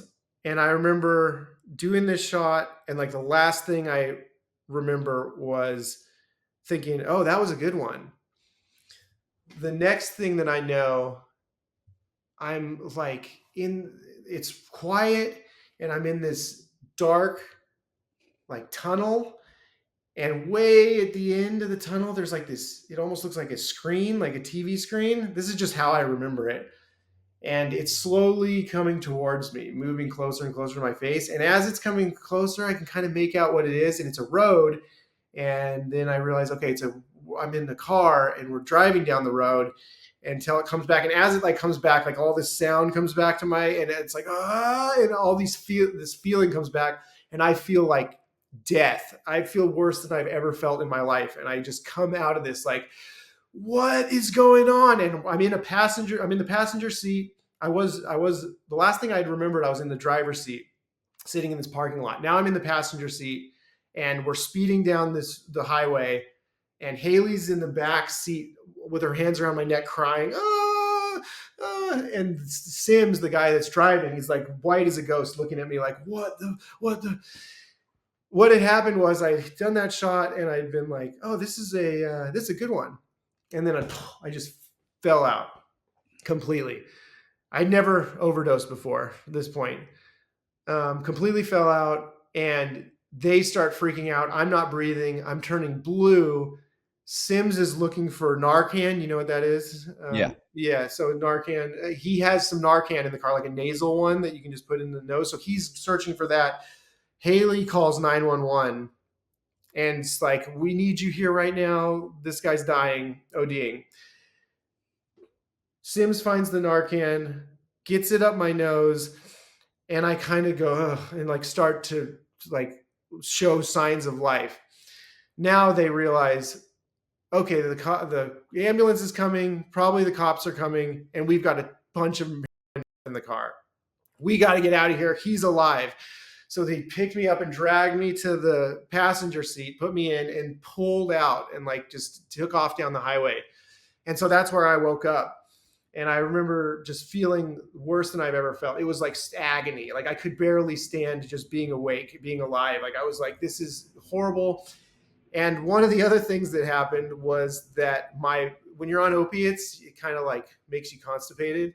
My bowels just like released, right? And so I'm sitting there, and I'm like, Sims, you have to pull over right away, like immediately. And he's like, what are you talking about? We got to get out of here. We just pulled out of the parking lot. They're coming. You can hear the sirens coming. Like we got to get away from this spot. And I'm like, you have to stop the car right now, or I'm going to shit all over your car. And he pulls off. Okay. He pulls off at this next exit and into the CVS parking lot. There's a CVS and there's Wells Fargo. And I like, he's like, okay, there's the CVS, go in the CVS. I'm like, there's no way I can get into that CVS and find a bathroom right now. I like basically crawl out of this car, and it's just getting dark at this point. I crawl out of this car over behind this Wells Fargo, like it's facing the forest, but where the like drive-through ATMs are. So it's there, and luckily there was no one there. And I just like lean up against this Wells Fargo and just like, like just release, like completely. Horrible. It's just, it was crazy. And I'm just like, oh my God. And he luckily had some toilet paper in his car. I clean up, I crawl back to the car, and I'm like, give me a shot. And they're like, there's no way we're giving you a shot right now. Right. Right. So anyway, I ended up taking a few hits, just smoking it like off of this thing. I can't remember what they call it, the thing that you use. And I smoked a little bit. I smoked a bunch of hits until I finally just started to settle down. Like I didn't feel better, but I felt like I wasn't panicked anymore. And we're all sitting there, and Sims is like, "This is crazy." And he walks in and goes to get something in CVS, and I'm sitting there with Haley, and I'm like, "I'm getting off of these drugs now." Like that scared the shit out of me. I was like, "We're getting off this," and she's like, "Yeah, I'm going to get off it too." So we go back to Reno, and I remember I scheduled an appointment to get on methadone, and Yeah, but they've done more control buys on you. Aren't they just waiting to pick you up? right. So they just did this one control buy. That was the only one they Okay. had done, and then they were waiting to pick me up. So when I went back to Reno, it was I think it was the 9th of September that the controlled buy happened on, and the 23rd of September is when they picked me up. So there was like a week or whatever, a couple weeks in between that. So I went and got this methadone appointment, and I remember the methadone appointment was the next day after I ended up getting arrested again. I was in this parking lot, just sitting there. All these cops surrounded me, um, busted open the van door, pulled me out, and I was like, "What the hell is going on? What's going on?" They're like, "Well, you're under arrest for control buy or whatever they said," and handcuffed me. Took me to county jail again, and this time I kind of knew that I wasn't going to be getting out after no 7 days. Yeah. Right. I had completely. But again, my only concern was the drug withdrawal. I went through it again. I spent 4 months in county jail waiting for sentencing. Um, Ended up signing a deal that I've never been in through the system before, so I had no idea what was going on. I just kind of was like, whatever, they offered me a deal, made it sound like they were like, you're gonna get probation, kind of thing. Like you've never been arrested before, it's your first offense, you're gonna get off with a program. That's what What was the deal? what's up? What was the deal? That you plead guilty, but will recommend something, or what? Yeah, Like, it was. Yeah, there was like it was. I don't remember exactly what it was. I was just. At that point I was like kind of just like whatever happens kind of thing. I wasn't. I just had a public defender. My public defender that I had quit the day before my trial, or my not my trial but my sentencing, and and I had a different one that day. So it was. I don't remember exactly what the deal was, but it was like, yeah, this, and we'll, shoot for probation, basically, or a program. That's what they wanted to. They put me in a drug treatment program, and what I ended up getting was 3 to 10 years on a B felony. So I don't get. So that means nothing off the front. So I just have 3 to 10, and 4 months in county jail until sentencing. Then they went to the fish tank over at an NCC. I was in the fish tank for a month. I was on a level 4 yard for a couple of weeks, and then just got transferred to camp and spent 7 months in camp. From when I was arrested to when I got out on house arrest was a total of about 13 months. And then I've been on this ankle monitor for almost 2 years now. It's coming up what's on. a level 4 yard? I don't know. That's what they said it was. It's like the security level or something. Like the lowest level or the I think it's highest like level? one of the higher ones. I think what was happening was I was in the fish tank, and they were transitioning the fish tank to a level 4 unit. That's what they were calling it. And Right. they were switching the fish tank to a different unit. And so before I got transferred, I just ended up on that unit. And Why would you be on such a high level? it was just because it was a transition thing. It was like they Oh, okay. were moving units. They were like doing this swap thing where they were making the fish tank a totally different unit, And so this was becoming the level 4 unit, but the people who had been transferred out of the fish tank that were getting out of the fish tank, instead of going over to the new fish tank because we were already like done with the fish tank time, they just left us on that unit for a couple of weeks until until we got transferred wherever we were going. And so I ended up on that unit for a couple of weeks. Uh, but there was a lot. It was like a pretty mixed unit. Nothing had clicked up or anything yet. It was like everybody was kind of new to the unit because they were just moving everybody around. So, but it was like I was there with all kinds of criminals. But it was only a couple of weeks, and then I got transferred to the camp. So how long were you there at the camp? Just about 7 months. It was. And then halfway house? And no, then I got to my sister lived in Reno at the time. She doesn't anymore, but I was able to apply for house arrest with 2 years to my PED. As long as I had 2 years or less to the PED, I could apply for house arrest because it was my first offense, and because I had like less than 2 felonies. I ended up with 2 felonies, one for trafficking and sales, and then one for just the possession and the one was the trafficking and one was the control by. And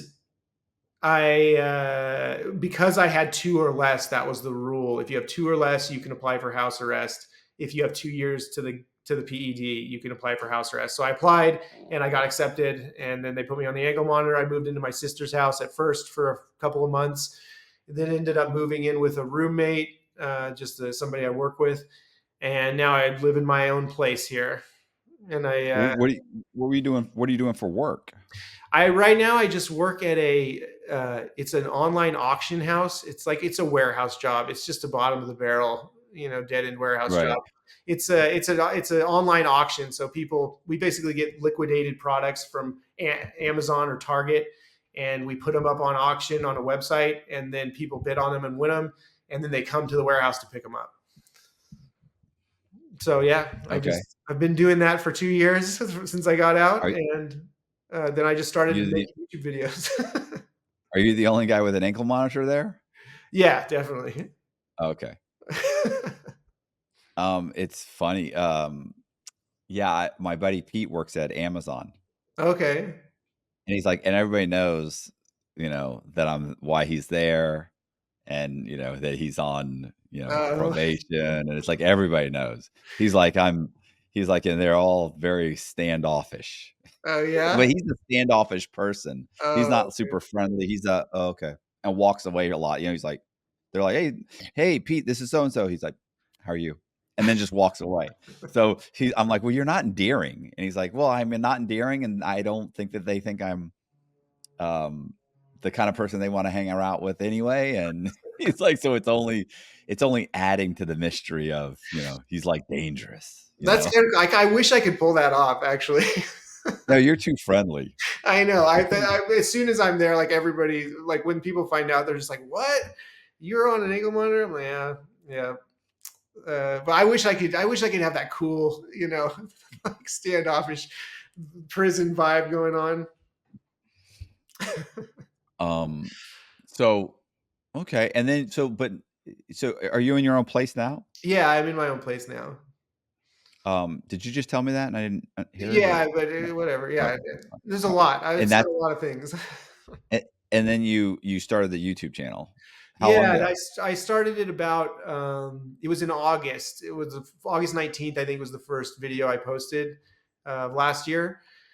And That's a year. so You've got almost 10,000 subscribers yeah, in a it's year. yeah, I just That's started huge. posting one video a week. That was my thing. I when I was in even back in county jail, I was thinking like, oh, I'll just maybe make a YouTube channel and start to talk about this and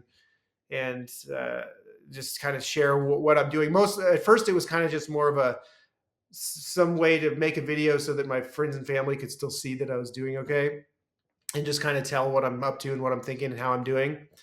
But then, yeah, it just turned into talking about different kinds of addiction stuff, telling stories, and it's just been me alone doing it. I'm just posting one video a week, and about it was around April, I think, is when it got up to 1,000 subscribers, and then Yeah, yeah, it takes I think they said, and I don't know if this statistic's true or not. I just like to quote it.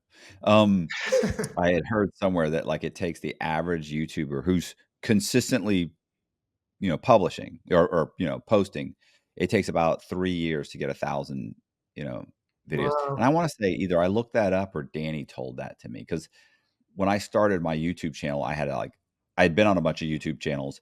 And so when I put my first video up, I already had like 1,000 subscribers. Nothing was on the channel. And Oh, wow. I remember Danny was like, "Bro, that's super impressive. You don't understand. You got to start posting. What are you doing? You're wasting the you're stupid. What's wrong with you?" And he's like, "I got 1,000 subscribers. You don't even know what you haven't got any videos up." And um, but yeah, like it's typically very difficult. You already got 10,000. It's hadn't even been a year. Yeah, So I feel really surprised about that. I wasn't expecting it at all. It was just it kind of came out of the blue. I mean, I had for the first up until April. So what is that like? that's Like a huge eight, jump. eight, 8 months for the first 8 months or something. It was like I think I had less than 100 almost, and then just kind of shot up to 1,000, and then kept going. I don't know. It's Well, what are you going to do now? I mean, what are you just going to keep doing what you're doing, or are you planning on progressively doing something different with the channel, or is it just a side project and you're going to do uh, something else? Like, Yeah, I would like what's to the do. I would plan? like to do more with it. I was thinking What's of the doing things like, plan? yeah, the plan was initially to just not be me as a talking head. I didn't want to just keep it that. I Right. wanted to have conversations and do find people who were doing interesting things that have maybe recovered from hardcore drug addictions, and there's such a drug addiction recovery can be so depressing, to a lot of people. And I wanted to and I'm having such a good time being off drugs now that I kind of wanted to share that with people and kind of go around and find, like, how to live a good life, how to live well, after having gone through stuff like this. That's kind of where my angle was. But I have a lot of friends that are involved in addiction and who have been addicts and who have cool things going on now. So I was going to just find people to talk to them, travel around, do different things. That's kind of what has been on my mind about it. um, yeah, I'm really limited until my ankle monitor comes off. On parole there will be more options, but and then hopefully Well, you when can do parole, these. You yeah, can do these. yeah. So I was thinking, I actually had one coming up with this lady who I talked to a lot of nurses who've gotten in touch with me that are like, I had a huge addiction problem before I became a nurse, or I had a huge addiction problem when I was a nurse and I went through the diversion program. So many have been hitting me up, and they're all like, "Well, I'm still a nurse, so I can't talk about it." So Right. they're like, Okay. "I'm lucky, or you're lucky that you can talk about it," because I'm not really interested in going and getting my nursing license back at this point. Trying to get it back. I don't even know what happened with that investigation. By the way, I just never looked back. My license is taken away, but I don't know what happened with the investigation. But um, yeah, I think I can. I've looked into it. I had one of the counselors that was assigned to me through the house arrest program asked me to look into it, and so I did. And I think I can get the license back if I want to, but I'm just not really interested in doing that at this point. Um, You I should see if you can get a copy of the investigation. That's a whole video in and of Yeah, itself going, you that's a know? great idea. Actually, that is a great idea. I wanted to get my discovery back again too, and just kind of go through that, because I had it for a while, but I lost it somewhere. And just kind of going through what everything that happened was. I haven't I gotten mean, into that much on the channel. you can do that just by writing like a freedom of information request. And Yeah. you don't even have to it doesn't even have to be special. You could just put this is a freedom of information request, Oh yeah. and then yeah, just mail it to like whatever those departments are. Like I always hit like every department and the prosecution and everybody 'cause somebody's going to start you're going to start getting it, and they have different things at different levels. So at some point they're going to come back and say, we've got it. It's 42 pages. You send us $12. And you're like, Okay. here's $12. And then you'll get it and it'll be whatever. Uh, and then you'll have it. And You look through the whole thing, and it's great too, because then obviously it's got all the dates, and then you remember what happened. You're like, yeah, this says this, but what really kind of happened was, Yeah, I they remember. said this, but I don't remember. All I remember is hearing them knock on the door, like that kind of little things. But that's a whole video, Yeah, absolutely. That's funny because you say that because I remember reading the discovery of that first arrest and being like, they made it sound like I was about to attack them or something, like they were afraid for their life and that's why they had to. And I was like, there's no way that they right? felt that way about me. I know I wasn't being aggressive. I know I was being super cooperative. It's funny how, like, the things that they'll write, in there. Hey, sorry to interrupt the video. Just want to let you guys know that we're going to have an extra 15 or 20 minutes of content on my Patreon. It's $10 a month for about an hour's worth of extra content every single week. Back to the podcast. So how did you come up with your channel's name? What is it? Smile for Days? Smiles What for is it? Miles. Smile for Miles. When I was at camp, that's what people called me. That was my yard name, was Smiles. And some people would be like, "Hey, Smiles for Miles, Smiles for Miles." So that's why I just called it that. Everybody called me Okay. Smiles. Yeah. I thought it had something to do with or something, because isn't there that like hair, like sunshine in a bag or something like that? Isn't there There's that Sunshine and song? Acid. I remember Sunshine Acid was a thing back in the day, I Um, guess. I think my wife told me that there was that song.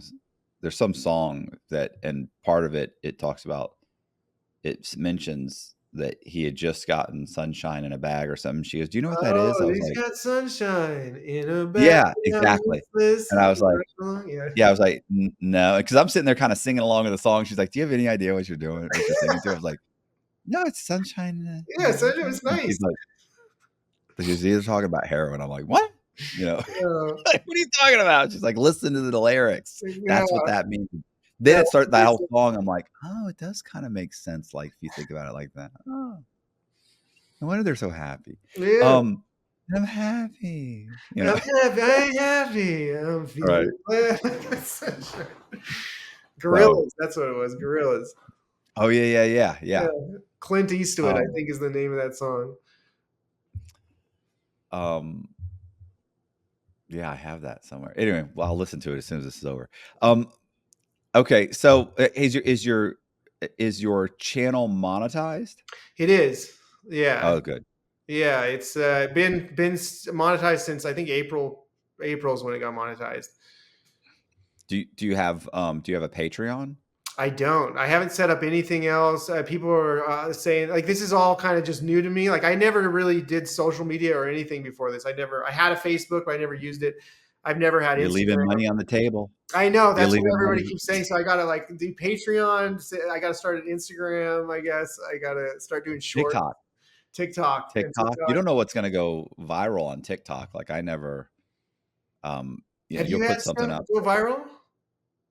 Oh Like, yeah, man. I've got videos that have on like TikTok that have like 6 million, seven okay, million wow. views. I don't really know what viral means, but I anyway, don't either, but but yeah, I've never used TikTok or anything, so I was wondering how it goes on those platforms.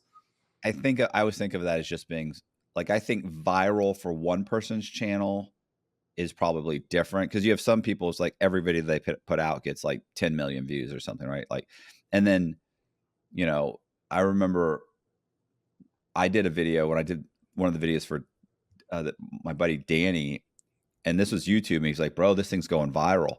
And I was like, "What does that mean?" He's like, "Well, it's viral from my channel." Mm, So I kind of figured, okay, well, it's different for it's everybody. That's what it relative. must mean.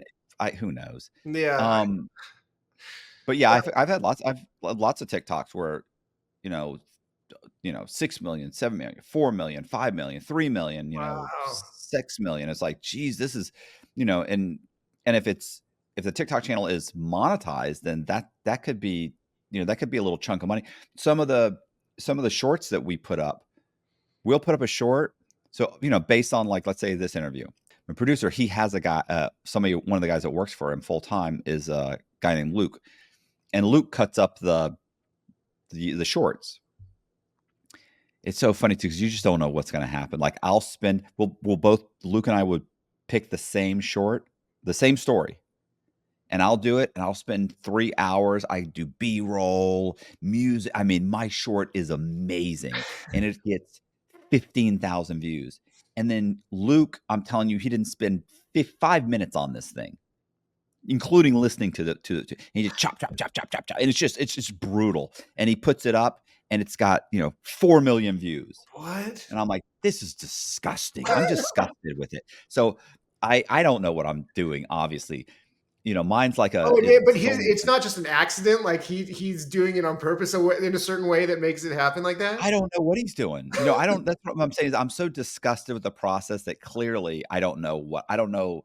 I don't think he knows. I think that the algorithm just has no taste. Yeah. That's what it is.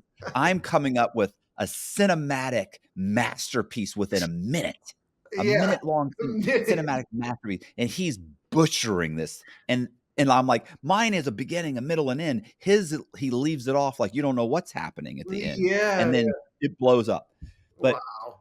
so you'll take a video like this. Let's say this video right here. Let's say it's 2 hours, and you chop up a 10 different or 4 different 1-minute clips. And let's say this video gets 10,000, 15,000 views. And that makes on a video with this, StreamYards don't do that well. Sorry, remote, because that's the service. So remote podcasts don't do that well.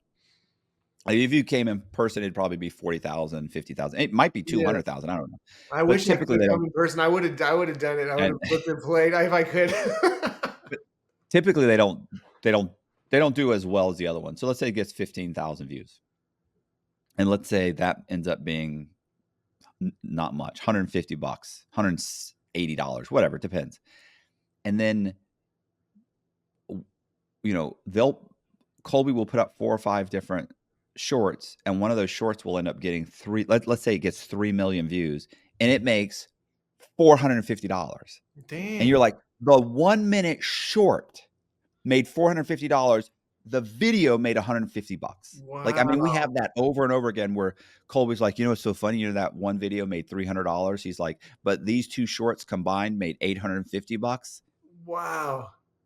You just don't know. Yeah. And what definitely the shorts on YouTube, they definitely bring in subscribers, because since Colby and Luke have been putting out, like, dropping 1 or 2 every single day, my subscribers have just shot up. Wow. Man, I really got to get on that. And it really doesn't matter. It doesn't necessarily you don't get a whole bunch more views as a result of it, but you get more subscribers, which means you get more eyeballs, which you probably do get some more views. Yeah.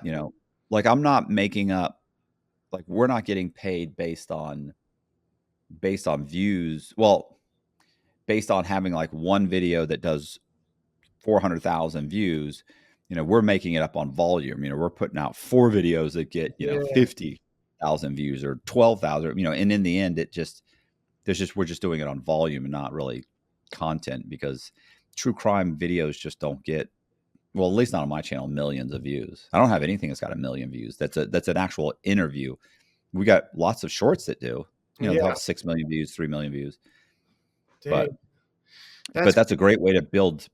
And it builds because more and more people see your story, and more people will be interested, and they'll come and they'll subscribe. Same thing with TikTok, Yeah, man, I got to get on that. The short thing. That's crazy. Especially now, you're not doing anything. Yeah, it's You're not stuck much at extra work. home. Yeah, I know. I have a question for you. Do you get issues with like the ad suitability strikes on YouTube? Like where Yes.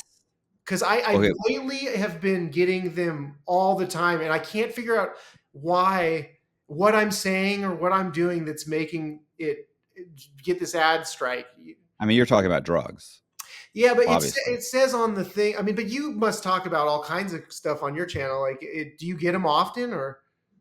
Well, I'd say every 3 videos or 4 videos, we get one, and then we go through the review process. We tell them, hey, we don't feel like this is violated, whatever the terms of agreement. They actually review it in a timely manner. Yeah. Well, within about 3-4 days, maybe 5 Okay. days, and so let's say 25% of the time they'll take it off. But here's the great thing. Well, they'll tell you what it was for. they'll narrow it down. Okay, okay. When they do the limited monetization, they narrow it down.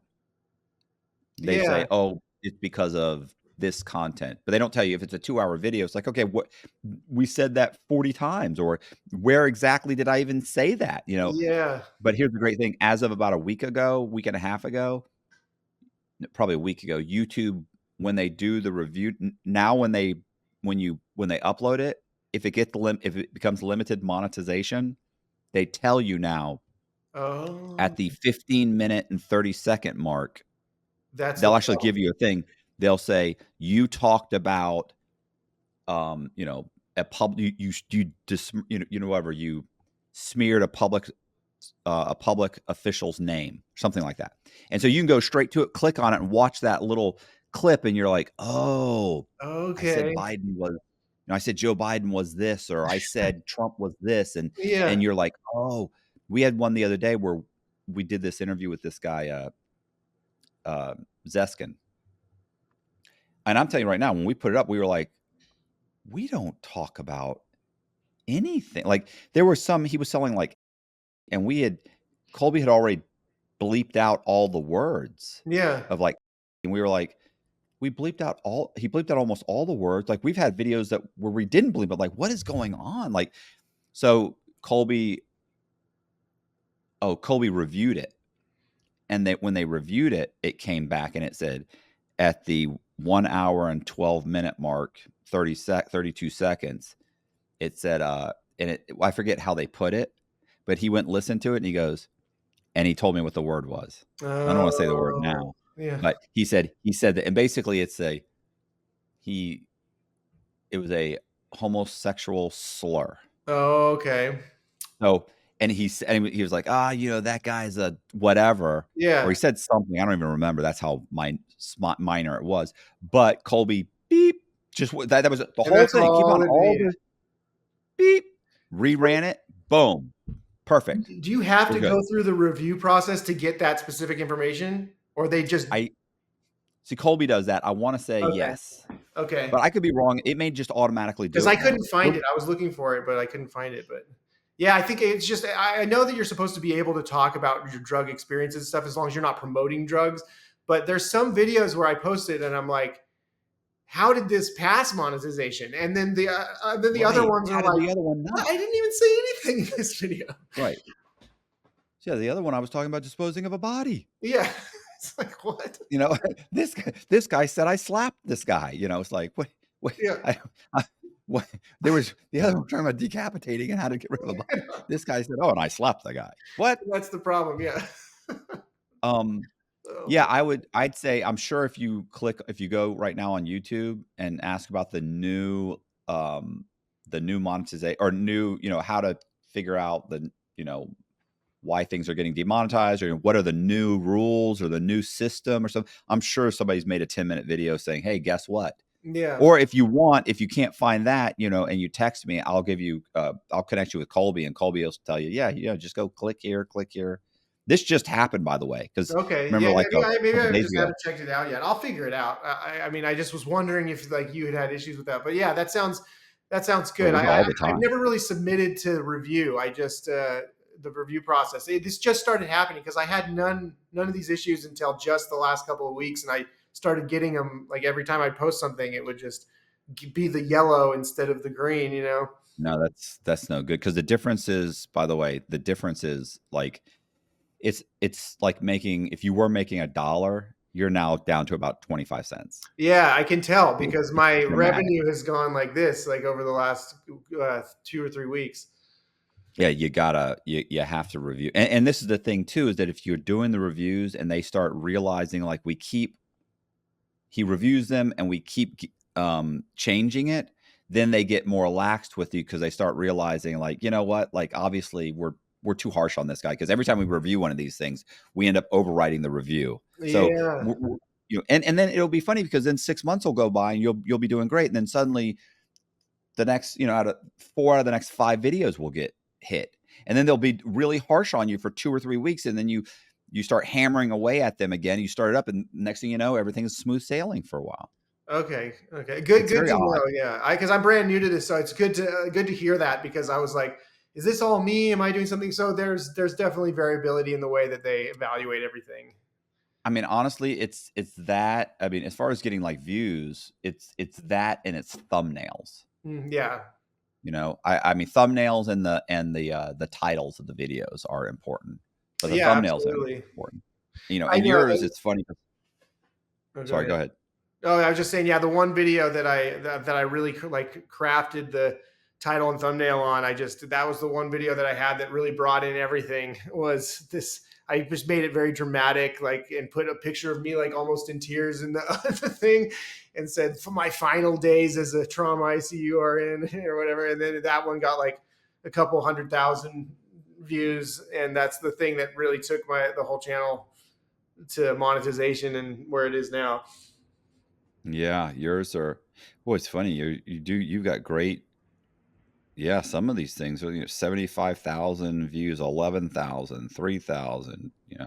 216,000, Yeah, that's the one. 8,000, 31,000, 5,000. Like these are great. 25,000, 8. Boy, these are great. Um, Yeah, I don't know how. you Like know, in the last few weeks, it's kind of slowed. It's been slowing down a little bit, but I've also been getting those strikes too. So I wonder if that has anything to do with the. That doesn't. That yeah, shouldn't affect. That shouldn't affect views though, whether you're the ad mustache suitable is or not. horrible. The Huh? mustache is horrible. You don't. Yeah, what were you thinking? With what? You got like the mustache. Oh, did I not shave or something at one point? I mean, at one point you got like looks like a mustache. It looks like a porn mustache. It's Oh no yeah, good, no, I bro. don't know. Maybe I did. Hey, I appreciate you guys watching the video. If you liked it, do me a favor, subscribe to the channel, hit the bell so you get notified of videos like this. Leave me a comment. Also, we're going to leave the link to Brian's Smiles for Miles YouTube channel in the description box. So just go in the description box, click it, go there, subscribe. Really appreciate you guys watching. Please consider joining my Patreon. It's $10 a month. We put special Patreon exclusive content on Patreon. So we're probably putting maybe 30 minutes to an hour extra on Patreon every week. We're going to try and put more on there. But once again, really appreciate you guys watching. Thank you very much. See ya.